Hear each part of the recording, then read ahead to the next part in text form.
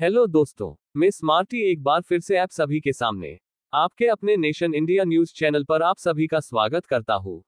एक बार फिर आप सभी लोगों के लिए मैं लेकर आया हूँ एक आज की ताजा और चौंकाने वाली खबरें। तो आइए शुरू करते हैं।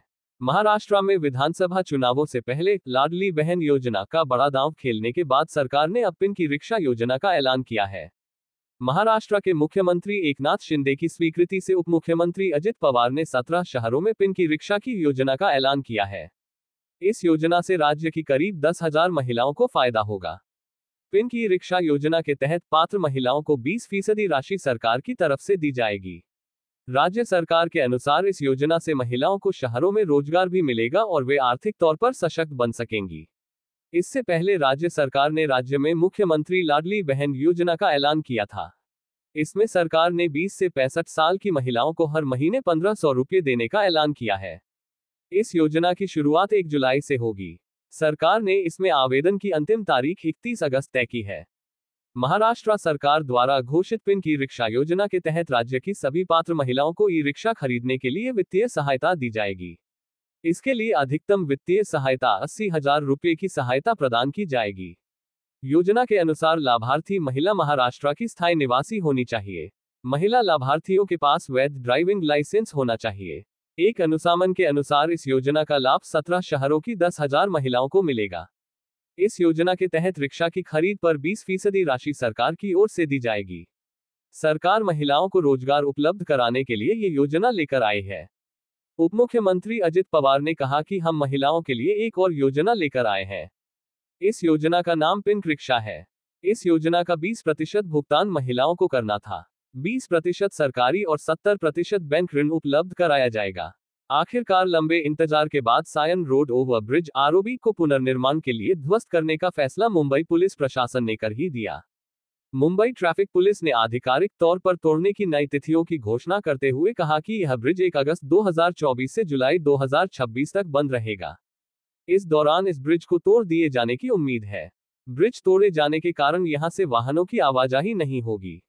बता दें कि भारतीय प्रौद्योगिकी संस्थान आईआईटी बॉम्बे ने अपने संरचनात्मक ऑडिट के बाद 2020 में इस आरओबी को यातायात के लिए असुरक्षित घोषित कर दिया था, लेकिन बोर्ड परीक्षा, लोकसभा चुनाव और स्थानीय निवासियों की असुविधा आदि जैसे कारणों का हवाला देते हुए 3 बार ब्रिज तोड़ने की योजना पर पानी फिर गया। इसे गिराने के काम को स्थगित कर दिया गया था। सायन आरओबी का निर्माण 1912 में हुआ था।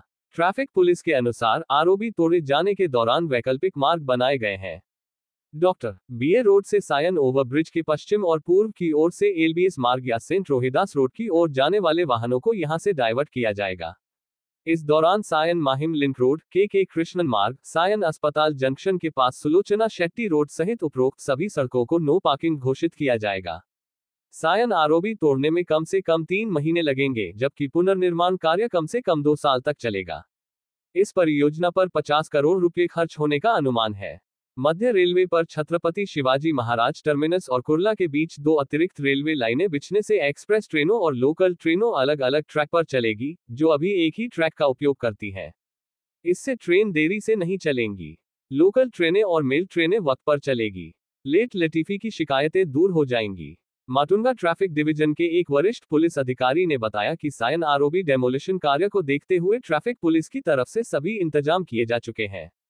जो काम बाकी है वह 1-2 दिनों में पूरा कर लिया जाएगा।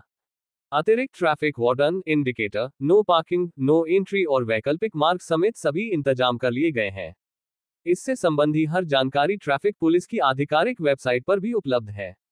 लोगों से अपील है, ट्रैफिक दिशा निर्देश का पालन करें। वली हिट एंड रन मामले की तरह सोमवार को मुलुंड में एक तेज रफ्तार ऑडी कार के चालक ने कथित तौर पर सड़क किनारे खड़े 2 ऑटो रिक्शा में टक्कर मार दी।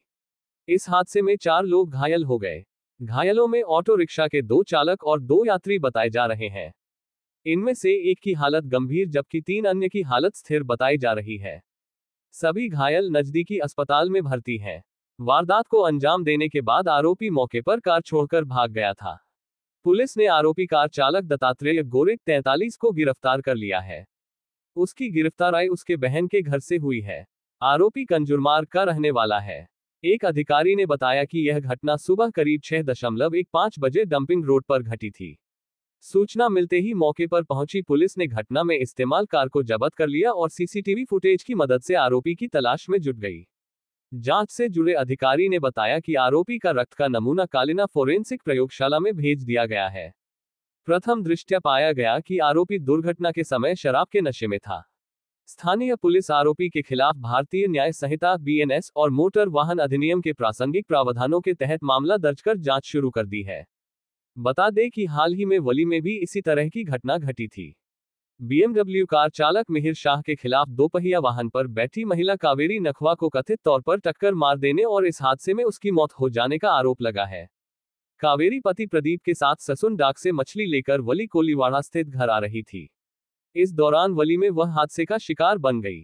फरार चल रहे आरोपी मिहिर को पुलिस ने विरार से अरेस्ट कर उसे शिवदी कोर्ट में पेश किया, जहां से उसको न्यायिक हिरासत में भेज दिया गया है। इस मामले में मिहिर के अलावा उसके पिता राजेश शाह और एक चालक राजऋषि बिदाउत भी आरोपी हैं। दोनों को जमानत मिल चुकी है। धन्यवाद दोस्तों, आज के लिए इतना ही। मिलते हैं अगली खबर के साथ, तब तक के लिए गुड बाय, टेक और हाँ, सब्सक्राइब करना मत भूलना।